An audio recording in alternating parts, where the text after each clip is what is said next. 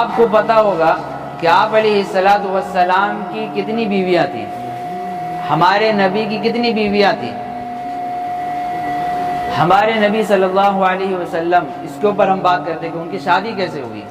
ہم آج کل کے کلچر کی شادی دیکھتے ہیں کہ دھوم دھام سے شادی ہو رہی ہے، لیکن آج تک کبھی ہم نے اس کے اوپر غور نہیں کیا کہ ہمارے پیغمبر صلی اللہ علیہ وسلم جو آخری نبی، جن کے اوپر نبوت کا دروازہ بند کر دیا گیا، ان کے بعد کوئی نبی آ ہی نہیں سکتا، اور اگر کوئی نبی آ رہا ہے تو وہ اپنی نبوت، اپنی رسالت لے کر نہیں، جیسے دنیا جب ختم ہوگی، اینڈ میں، دا اینڈ، تو حضرت عیسیٰ علیہ السلام آئیں گے، لیکن اپنی شریعت لے کر نہیں آئیں گے، وہ وہی شریعت پہ عمل کریں گے جو آپ علیہ السلام کی ہے۔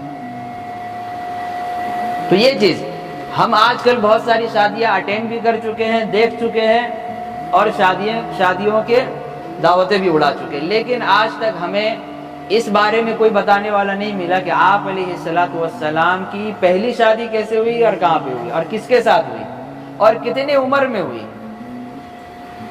حضرت خدیجہ رضی اللہ تعالی عنہ، ان کی عمر ہو گئی تھی 40 سال۔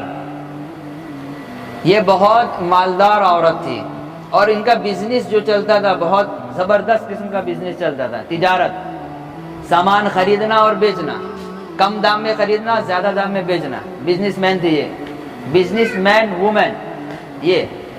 تو انہوں نے یہ کیا کہ بہت سارے لوگ ہوتے تھے وہاں پہ، تو لوگوں کو پکڑ پکڑ کے اپنا سامان دیتی تھی کہ یہ سارا پروڈکٹ جو ہے تم لے جاؤ دوسری طرف، وہاں جا کے بیچ دینا، جو منافع ہوگا لے کے آنا، آپس میں ہم لوگ بانٹ لیں گے، اور آپ کا جو معاوضہ نکلے گا وہ دے دیا جائے گا۔ لوگ کرتے تھے، ان کا کام کرتے تھے۔ تو آپ علیہ السلام سے ان کی ملاقات ہو گئی۔ آپ علیہ السلام کو بھی انہوں نے اپنا پورا سامان اٹھا کے دیا۔ کیوں دیا؟ یہ اسی بات پہ دیا کہ ان کی امانت داری، دیانت داری اور شریفانہ اخلاق کی وجہ سے وہ جانتی تھی کہ یہ لڑکا جو ہے، یہ نوجوان لڑکا بہت امانت دار ہے، دیانت دار ہے، یہ میرے سامان کے ساتھ خطرہ اور کھلواڑ نہیں کرنے والا۔ پورا سامان ان کو اٹھا کے دے دیا۔ وہ لے کر گئے آپ علیہ السلام پورا سامان لے کر گئے ملک شام کی طرف واپس تجارت کے لیے، پورا سامان لے گئے، سامان لوڈ کر کے لے گئے۔ وہاں جانے کے بعد بازار میں بہت اچھے دام میں وہ سامان بیچ دیا اور زیادہ منافع اٹھا لیا، یعنی جتنے کا وہ سامان نہیں تھا اس سے زیادہ کا مطلب منافع ہو گیا ان کو۔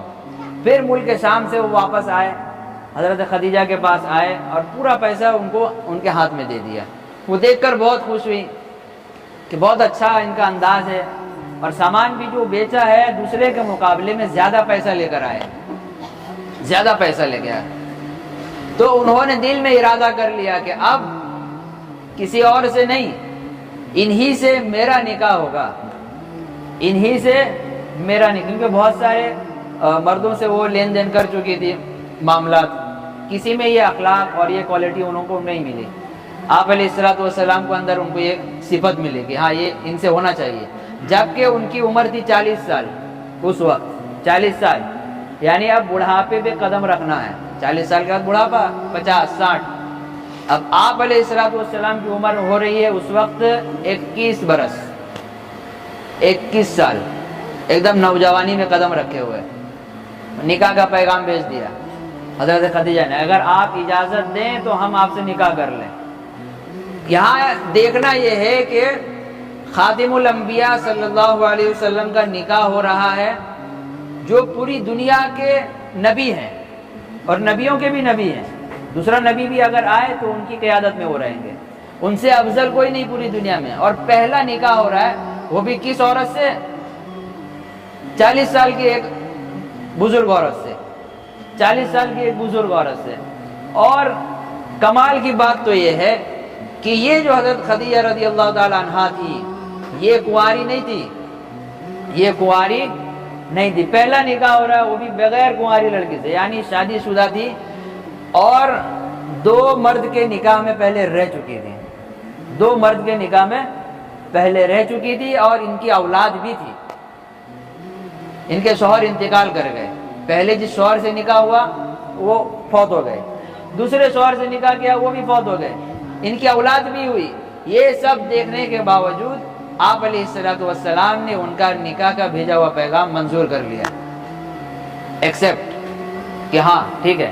ان کو پتا ہے کہ ان کے 2 شوہر پہلے رہ چکے ہیں اور یہ کنواری نہیں ہے اور ان کی اولاد بھی ہے، تو بتائیے پہلا نکاح ہو رہا ہے وہ بھی کس عورت سے؟ ایک تو بزرگ بڑھاپے پہ قدم رکھنے جا رہی ہے وہ 40 سال کے بعد، دوسرا یہ کہ 2 شوہر سے ان کا نکاح ہو چکا ہے، تیسرا یہ کہ وہ اولاد والی بھی ہیں۔ تو یہ وہی کر سکتا ہے جس کا ذرا آلریڈی پہلے سے کسی سے ہو چکا ہے نکاح، تو کیا ہم تیار ہوں گے؟ کبھی نہیں۔ آدمی آج اگر سنتا ہے کہ نہیں بھائی لڑکی اس کی شادی ہو چکی ہے، طلاق یافتہ ہے، نہیں نہیں نہیں، چلو، وہ ہر ایک کوالٹی اس میں دیکھے گا کہ بھائی دینداری بھی ہے، حسب نسب بھی ٹھیک ہے، مالدار بھی ہے، خوبصورت بھی ہے، لیکن ایک نقص اس کے اندر آ گیا، ایک بگاڑ، کیا؟ کہ بھائی شادی شدہ ہے، یعنی پہلے ہو چکا تھا، گرچہ اولاد نہیں ہے لیکن پھر بھی آدمی اس کو عیب سمجھتا ہے، اور یہ عیب سمجھنے والی کوئی بات ہی نہیں ہے۔ جب ہمارے نبی صلی اللہ علیہ وسلم نے کر کے دکھا دیا ہے طلاق یافتہ عورت سے، بیوہ عورت سے، جس کے بچے بھی ہیں، تو پھر ہم کس طرح اس کو جو ہے عیب سمجھتے ہیں؟ یہ عیب کی بات نہیں، یہ انسان کی چوائس کے اوپر ہے، لیکن اس کو عیب نہیں سمجھنا چاہیے۔ دوسری بات یہ، حضرت ابو طالب جو تھے، ان کے چچا جو ان کی پرورش کر رہے تھے 12 سال کے بعد، انہوں نے ان کا نکاح پڑھا دیا۔ حضرت خدیجہ ایک طرف ہے، آپ علیہ الصلوۃ والسلام ایک طرف ہے، ابو طالب نے نکاح پڑھا دیا۔ نکاح کے خطبے کے اندر انہوں نے آپ علیہ الصلوۃ والسلام کی مکمل تعریف بیان کی۔ اس کے بعد حضرت خدیجہ رضی اللہ تعالی عنہ اور آپ علیہ الصلوۃ والسلام کی زندگی چلتی رہی، پھر ان سے اولاد بھی ہوئی، 4 بیٹیاں ہوئی، 2 بیٹے ہوئے، اور یہ سلسلہ چلتا رہا تقریباً 24 سال حضرت خدیجہ رضی اللہ تعالی عنہ آپ علیہ الصلوۃ والسلام کے ساتھ زندگی گزار چکی، 24 سال۔ اب کیلکولیٹ کیجئے 40 کے بعد 24 کتنا ہوتا ہے؟ 64۔ تو آپ علیہ الصلوۃ والسلام نے 64 سال کی عمر کے لڑکی سے بھی اپنی زندگی گزاری ہے۔ اور مزے کی بات یہ ہے کہ جب تک حضرت خدیجہ رضی اللہ تعالی عنہ آپ کے نکاح میں رہی ہیں، آپ نے دوسری شادی نہیں کی۔